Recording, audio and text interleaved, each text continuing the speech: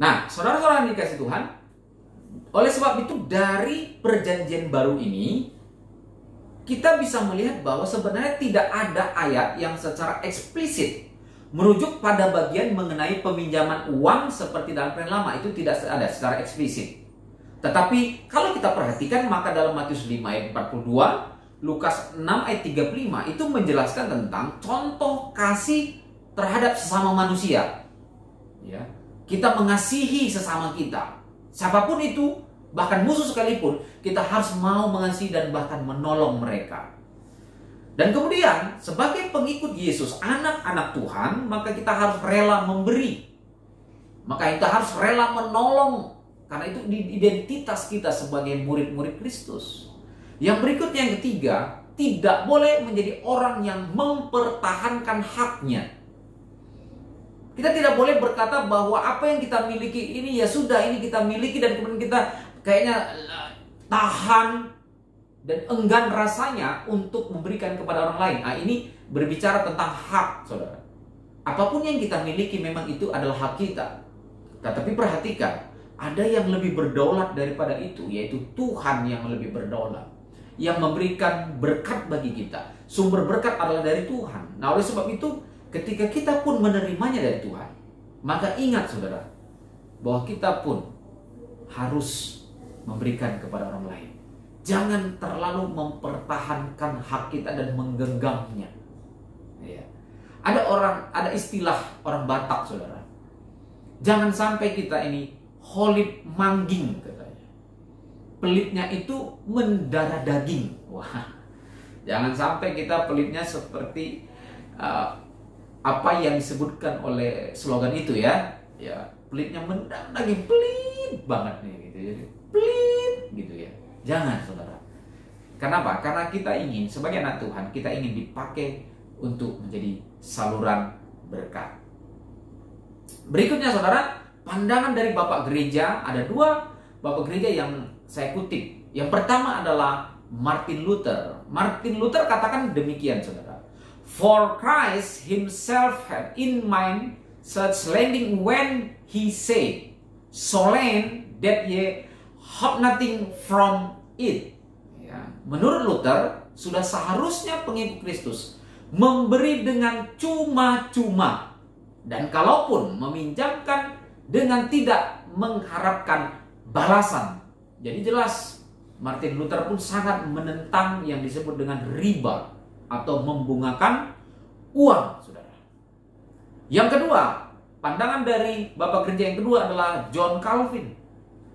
Dia katakan demikian, jika memberi pinjaman dan kemudian hidup dengan menikmati bunga uang dari yang dipinjamkan, maka hal tersebut dianggap jahat, saudara. John Calvin menganggapnya sebagai jahat. Jadi orang yang membungakan uang dan hidup dari bunga uang itu, apakah dia kaya sekali dari bunga uang riba itu, bagi Calvin itu jahat, dosa. Berikutnya, dia katakan ada perbedaan antara pinjaman yang dipergunakan untuk konsumsi kebutuhan, makan minum maksudnya ya, dan pinjaman yang digunakan untuk produksi. Ini artinya mungkin perusahaan ya. Kalau ini mungkin sesuatu yang bisa diatur secara lebih legal. Kalau itu peminjaman untuk produksi perusahaan ya, saudara, kita ketahui, Bapak Ibu saudara ketahui itu bisa diatur secara legal, standingnya ada, hukumnya ada. Tetapi kalau peminjaman yang hanya untuk makan dan minum, John Calvin sangat menentang keras orang-orang yang melakukan itu. Mengambil bunga maksudnya. Nah, saudara-saudara, saya bukan ahli hukum, tetapi saya juga mencoba untuk mengecek, melihat riba menurut undang-undang atau hukum, saudara. Nah, di Indonesia perjanjian pinjam meminjam disertai bunga itu kan sebenarnya aktivitas yang sering dilakukan, saudara. Banyak di daerah-daerah dimanapun itu seperti sudah kebiasaan, saudara ya. Nah, itu kan ada pihak yang memberi pinjaman, ada yang meminjam, itu sepakat saja begitu, tanpa diatur oleh, apakah diatur oleh hukum, apa diatur oleh hitam dan putih. Walaupun mungkin ada juga yang diatur dengan mantra, tetapi itu pinjaman itu seperti bisa dikatakan ya pinjam meminjam tanpa diatur secara resmi gitu. Itu di Indonesia banyak. banyak sekali, saudara. Nah, pertanyaannya, apakah itu legal, melanggar hukum? Nah, ini memang pro kontra, tetapi saya coba melihat dari pandangan hukum ya, walaupun saya bukan seorang ahli hukum, tapi kita bisa mempelajarinya, saudara. Nah, menurut Undang-Undang Perbankan, saya akan bacakan.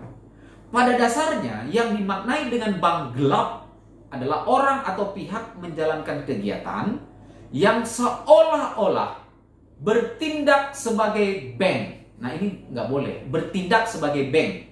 Apa yang maksudnya bertindak sebagai bank itu nanti akan dilanjutkan ya. Itu pada pasal 46 ayat 1. Ya. Ayat 16 nomor 10 tahun 98 tentang perubahan atas Undang-Undang nomor 7 tahun 92 tentang perbankan. Nah, pada pasal 46 ayat 1 nomor 10 ayat 98 tahun 98 merumuskan sebagai berikut. Barang siapa menghimpun dana dari masyarakat, menghimpun ya, dalam bentuk simpanan, ya, tanpa izin dari pimpinan Bank Indonesia, sebagaimana yang dimaksud dalam pasal 16 tadi, diancam penjara sekurang-kurangnya 5 tahun dan paling lama ya 15 tahun serta denda sekurang-kurangnya 10 miliar dan sebanyaknya 200 miliar. Nah, ini berarti kalau menghimpun dana dan kemudian dalam bentuk simpanan dari masyarakat harus ada izin dari pimpinan Bank Indonesia. Tapi kalau tidak, maka ini disebut bank gelap dan ada hukumnya tadi 5-10 tahun dan dendanya 10-200 miliar. Nah, kemudian rentenir. Apa yang dikatakan undang-undang tentang rentenir? Nah, saya lihat di dalam rumusan pasal 46 ayat 1 Undang-Undang 10 tahun 1998 menjelas-jelas yang dilarang adalah perbuatan menghimpun dana dari masyarakat. Jadi yang dilarang itu menghimpun dana ya dari masyarakat, mengumpulkannya. Oke. Sedangkan perbuatan yang dilakukan ya, menyalurkan atau meminjamkan uang dengan bunga itu rentenir ya, meminjamkan uang dengan bunga itu tidak dilarang dalam Undang-Undang Perbankan. Nah, ini dia. Jadi saudara, undang-undang tidak melarang ya. Sehingga dengan demikian rentenir tidak dapat dikualifisir sebagai suatu tindak pidana perbankan, saudara. Dengan kata lain, tidak menjalankan usaha bank gelap. Nah, ini berarti tidak bertentangan dengan hukum dan undang-undang. Nah, ini ya. Kita bisa lihat tadi ya, pandangan tadi dari Alkitab dan pandangan secara hukum undang-undang. Nah, secara yuridis ya, bahkan dalam sistem hukum adat, penetapan besarnya bunga lebih liberal, artinya lebih bebas, bernuansa. Artinya besarnya suku bunga pinjaman adalah sesuai dengan yang telah diperjanjikan. Jadi, menurut jurisprudensi Mahkamah Agung tanggal 22 Juli 1972 nomor 289, jadi saudara ya tergantung ya, bunganya itu tergantung dari peminjam dan yang meminjam, kesepakatan bersama, saudara.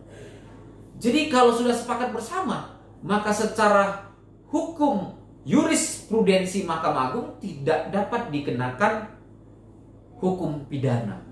Tidak bisa. Artinya apa? Itu kesepakatan bersama, saudara. Dengan demikian diperbolehkan. Kita bisa melihat perbedaannya. Kemudian pasal 1765 KUHP Perdata merumuskan bahwa adalah diperbolehkan memperjanjikan bunga atas pinjaman uang atau barang lain yang habis karena pemakaian. Jadi diperbolehkan, saudara, memberikan pinjaman uang atau barang lain dengan bunga. Itu ternyata diperbolehkan di dalam pasal 1765 KUHP Perdata. Jadi secara hukum ya, rentenir tadi yang kita sebut tadi, atau membungakan, aktivitas membungakan uang, sebenarnya tidak bisa dijerat secara hukum. Kita ketahui bersama kan, yang menjalankan uang itu pada masa kini ada koperasi, saudara. Ada koperasinya yang mungkin sebagai standingnya ada. Ada juga koperasi yang tidak memiliki izin, ya. Bisa dikatakan ya koperasi keluarga, ya, atau pribadi, ya. Pribadi yang meminjamkan uang. Nah, itu kalau kita lihat secara hukum tadi tidak bisa dijerat secara hukum, saudara. Nah, tetapi kita harus lihat sebagai anak-anak Tuhan, maka kita harus ingin melihatnya dalam perspektif kebenaran firman Tuhan Alkitab. Nah, saya akan bahas prinsip memberi dalam Alkitab, saudara. Dalam Kisah Rasul 20 ayat 35, firman Tuhan berkata apa? Lebih berbahagia memberi daripada menerima. Artinya apa? Ketika kita memberi seseorang, itu adalah sukacita besar. Ketika kita menerima sesuatu, kita sukacita sekali. Tetapi sukacitanya lebih besar kalau kita memberi. Itu firman Tuhan katakan. Ibrani 13 ayat 16. Janganlah lupa berbuat baik dan memberi bantuan. Memberi bantuan. Bantuan apapun itu, saudara. Jasa kah, materi kah, uang kah. Karena firman Tuhan berkata apa? Itu setara dengan korban yang berkenan kepada Allah. Jadi ketika kita memberi kepada saudara kita, apapun itu bentuknya, uang kah, makanan, bentuk materi yang lain, itu sama korban yang berkenan di hadapan Tuhan. Jadi jangan saudara pikir ketika kita beribadah mengangkat tangan maka itu adalah korban yang sempurna. Tidak, saudara. Ketika kita justru menolong orang lain. Matius 6 ayat 3 dan 4. Memberi sedekah, jangan diketahui tangan kiri apa yang diperbuat oleh tangan kanan. Dan harus bersifat tersembunyi. Artinya apa? Ketika kita memberi sedekah, memberikan bantuan kepada orang lain, jangan kita show up. Ya, jangan kita ingin nama kita dikenal, terkenal, supaya orang anggap kita baik. Nah, justru firman Tuhan katakan memberi secara tersembunyi. Ya, maka itulah yang akan dipandang oleh Tuhan. Matius 5 ayat 26. Mengasihi orang yang mengasihi kamu, apakah upahmu? Jadi kalau kita mengasihi orang, tetapi karena motifnya adalah dia mengasihi kita, nggak ada upah kita, saudara. Kenapa? Karena pemungut cukai juga berbuat demikian. Itu kan orang dunia juga berbuat demikian. Mengasihi orang lain karena orang lain itu mengasihi kita. Ini nggak ada upahnya, saudara. Itu bukan seturut dengan firman Tuhan, saudara. Yang diinginkan Tuhan adalah mengasihi orang lain tanpa syarat. Bahkan musuh pun harus kita kasih. Prinsip memberi pinjaman, saudara. Yang pertama, ini yang penting bagi kita. Memberi pinjaman merupakan bukti kasih kepada Allah. Jadi saudara, ketika kita memberi pinjaman kepada orang lain, karena kita mengasihi Tuhan. Ketika kita mengasihi Tuhan, apakah kita tega memberikannya, kemudian kita meminta bunga, riba? Saya rasa tidak, saudara. Karena itu memberatkan saudara kita. Dan bahkan siapapun itu. Jadi dalam konteks perjanjian baru, bukan hanya sesama umat Israel. Dalam konteks perjanjian baru, bukan hanya sesama umat Kristen, anak-anak Tuhan. Kita harus berlaku, memberikan pinjaman, mengasihi, tidak, kepada siapapun dia. Ini perluasan dari kasih Allah. Di dalam konteks perjanjian baru, perluasan kasih Allah itu kepada seluruh umat manusia, saudara. Tadi seperti yang saya katakan dalam PL, itu seperti eksklusif di antara umat Israel, bangsa Israel. Berikutnya, yang kedua, memberi pinjaman merupakan bukti mengasihi sesama. Kalau kita memang mengasihi sesama kita, mengapa kita tidak bisa memberikan pinjaman kepada mereka? Ingat, saudara, memberi pinjaman bukanlah dosa. Meminjam juga bukan dosa. Tetapi yang dosa adalah ketika kita memberi pinjaman, kemudian kita buat bunga kepada mereka. Ini bukan prinsip dari firman Tuhan. Yang ketiga, memberi pinjaman tidak perlu dengan bunga atau riba. Tidak perlu, saudara. Jadi pinjamkan saja. Nanti kembalikannya, ya sudah, saudara. Dan kalaupun tidak dikembalikan, sebagai anak-anak Tuhan, harus bisa berkata, ikhlaskan. Nah, ini sesuatu yang harus kita pelajari lagi. Dan kita harus memang benar-benar belajar untuk melakukan itu, mengikhlaskannya, saudara.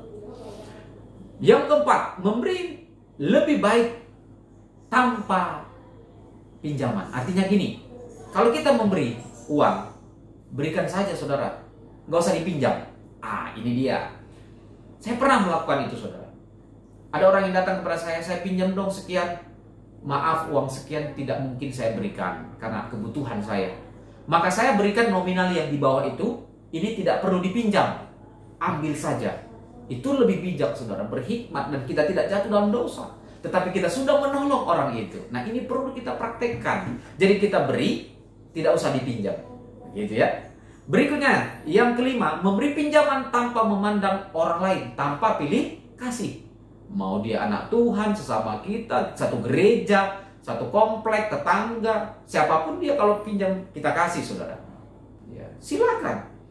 Ya, tapi ada prinsip yang saya lakukan. Kalau apalagi yang tidak kita kenal kan, kita tidak kenal sama sekali.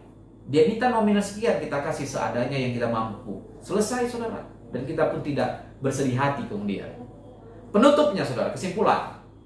Orang Kristen harus mencukupkan dirinya dengan berkat yang ada. Matius 6 ayat 34. Cukupkan diri kita, saudara. Jangan membungakan uang agar untuk apa? Kita hidup berlimpah uang materi. Cukupkan dengan apa yang diri kita. Jangan sampai kita berdosa karena itu. Berikut yang kedua, jangan menjadi hamba uang. 1 Timotius 3 ayat 3. 2 Timotius 3 ayat 2, Ibrani 13 ayat 5. Jangan menjadi hamba uang, saudara.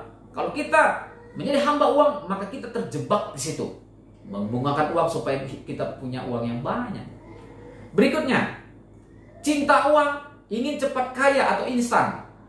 Firman Tuhan berkata apa? Akar segala kejahatan ialah cinta uang. 1 Timotius 6 ayat 10. Saudara-saudara yang kasih Tuhan, karena mencintai uang, maka di situ timbullah kejahatan-kejahatan. Salah satunya adalah dengan rela menghisap darah orang-orang miskin yang memerlukan, ya, sehingga mereka apa? Akhirnya mereka pun tidak mampu membayarnya dan kita minta gadai. Disitulah bentuk dari kejahatan kita. Anak-anak Tuhan, jangan sampai jatuh ke dalam hal demikian.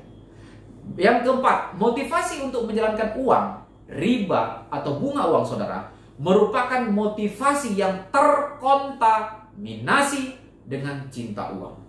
Ingin cepat kaya secara instan. Jadi, apabila ada orang yang menjalankan uang atau riba, ada kontaminasi di dalam dirinya, itu karena cinta uang dan ingin cepat kaya secara instan, mudah, saudara. Yang harusnya adalah kita bekerja sebagaimana bekerja selayaknya, tidak melakukan itu. Yang berikutnya, yang kelima, rekomendasi dari saya pribadi sebagai hamba Tuhan. Saya merekomendasikan kepada kita semuanya dan semua orang yang mendengarkan pemberitaan firman ini, khotbah ini, jauhi aktivitas membungakan uang atau riba. Jangan sekali-kali memberikan bantuan kepada orang mengharapkan riba, bunga. Dengan demikian, maka Tuhan akan berkenan kepada kita. Saudara-saudara yang kasih Tuhan, sekian pembelajaran kita pada hari ini. Doa saya kiranya Tuhan memampukan kita, Tuhan menolong kita agar hidup kita berpadanan dengan firman Tuhan, berpadanan dengan pimpinan Roh Kudus, berpadanan dengan Injil kebenaran itu. Tuhan Yesus memberkati kita semua. Shalom.